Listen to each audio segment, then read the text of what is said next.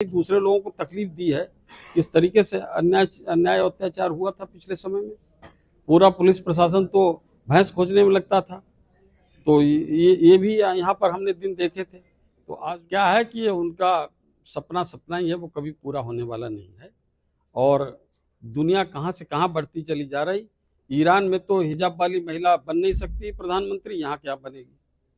तो पहले ईरान बनवाएं, उसके बाद यहाँ बात करें। उत्तर प्रदेश सरकार के कैबिनेट मंत्री व रामपुर के प्रभारी मंत्री जेपीएस राठौर रामपुर पहुंचे तो मीडिया से रूबरू हुए।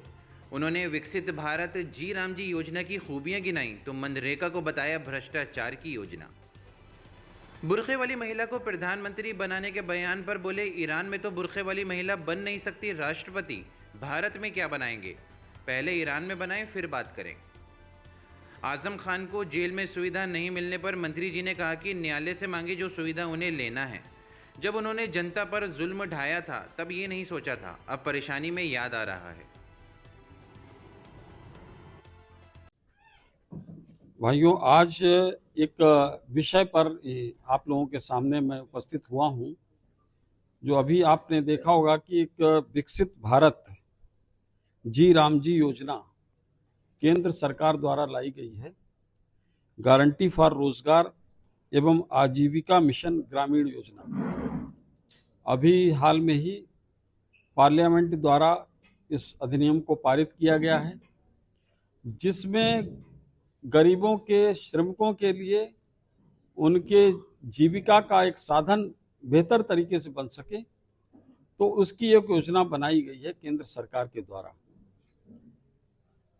इस योजना के माध्यम से जहां पूर्व की योजना मनरेगा की थी, जिसमें बहुत बड़े पैमाने पर भ्रष्टाचार व्याप्त हो गया था, जिसके कारण श्रमिकों को, गरीबों को बहुत परेशानी होती थी। जो उनका हक था वो नहीं मिल पा रहा था। इसके बदलकर दूसरी योजना विकसित भारत जी राम जी लाई गई है। और इस योजना से के बारे में कहना चाहता हूं कि ये योजना गरीबों के लिए, श्रमिकों के लिए, जो ग्रामीण क्षेत्र में है, उनके लिए वरदान साबित होगी। रोजगार देने की बात कर रहे हैं तो वही जी, कांग्रेस जो है उत्तर प्रदेश में कांग्रेस मनरेगा बचाओ अभियान की शुरुआत कर रही है, क्या कहना चाहेंगे? वो मनरेगा बचाओ अभियान की शुरुआत नहीं कर रहे हैं। वो भ्रष्टाचार जो हो रहा था, तो भ्रष्टाचार केवल भ्रष्ट तंत्र बना रहे, उस तंत्र को बचाने का अभियान उनका चलाया जा रहा है। लेकिन सर वो तो है नहीं। कहाँ? कर्नाटक में किसी की सरकार है, हिमाचल में किसी की सरकार है। तो जहां जहां उनकी सरकारें हैं वहां तो पूरी तरीके से लूट रहे हैं। वहां पर जिनकी योजना है उन तक पहुंच ही नहीं रहा पैसा। केंद्र में आप हैं तो आप भी तो शिकंजा कस सकते हैं, ऐसे लोगों को जेल में डाल सकते हैं। तो वो कार्रवाई तो किया जाता है, लेकिन अब उसमें अगर कानून में व्यवस्था नहीं रहेगी तो क्या करेंगे? अब इसमें कानून में हमने व्यवस्था कर दी है। अब आए गड़बड़ी करेंगे तो जेल जाएंगे, कानून जेल में डालेंगे। क्या जरूरत है, क्योंकि क्या 2027 का चुनाव उसको लेके नहीं, ऐसी कोई योजना नहीं, लेकिन वो योजना को इन कांग्रेसियों ने इतना बदनाम कर दिया था, तो वो उसको दूसरा नाम देकर एक व्यवस्थित तरीके से उसको लागू किया जा रहा है।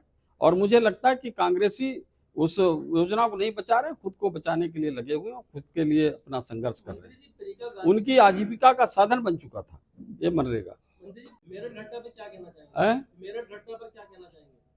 देखिए, मेरठ में वहां पर पुलिस प्रशासन अपना काम कर रहा है, और ग्रीवांस जिसको होना चाहिए उसको ग्रीवांस नहीं है। उस परिवार को कोई ग्रीवांस नहीं है। उसको लग रहा है कि भाई घटना हुई है तो पुलिस ने पूरा काम किया है ना, अभी भी ठोस कार्रवाई की जा रही, और कोई जो दोषी होगा उसको बख्शा नहीं जाएगा। जो सपा की सरकार में होता था, यहाँ जो दोषी होगा, चाहे कोई कितना बड़ा व्यक्ति हो, वो बख्शा नहीं जाएगा, उसके खिलाफ कठोर से कठोर कार्रवाई होगी ही।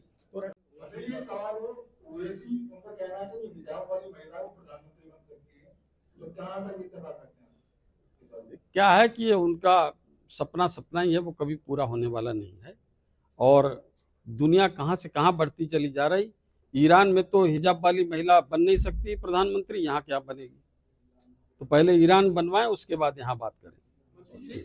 आजम पंचायत खान की चुनाव। बीवी का कहना है कि उन्हें आजम खान जेल में है, बड़ी परेशानी का सामना करना पड़ा है, बिस्तर पे जमीन पे लेटे हैं, तबीयत भी खराब है, क्या जेल इंतजामिया उसके साथ कॉपरेट नहीं कर रही, उसको लेकर देखिए, इसके लिए सरकार तो कोई जिम्मेदार नहीं है। उनको जो कोई बात कहनी हो न्यायालय में कहें, न्यायालय से राहत लें। तो इसमें सरकार को हम थोड़ी निर्देशित करते हैं कि वहाँ पर किस तरीके का व्यवहार होना चाहिए, क्या होना चाहिए। और जिस तरीके से अब दूसरे लोगों को सताने से पहले सोचना चाहिए। हर व्यक्ति सोचेगा कि भाई दूसरे लोगों को तकलीफ दी है, किस तरीके से अन्याय अत्याचार हुआ था पिछले समय में। पूरा पुलिस प्रशासन तो भैंस खोजने में लगता था। तो ये भी यहाँ पर हमने दिन देखे थे। तो आज संरक्षण जनता को तो मिलता नहीं था। तो आज अपनी तकलीफ समझ में आ रही है। धन्यवाद।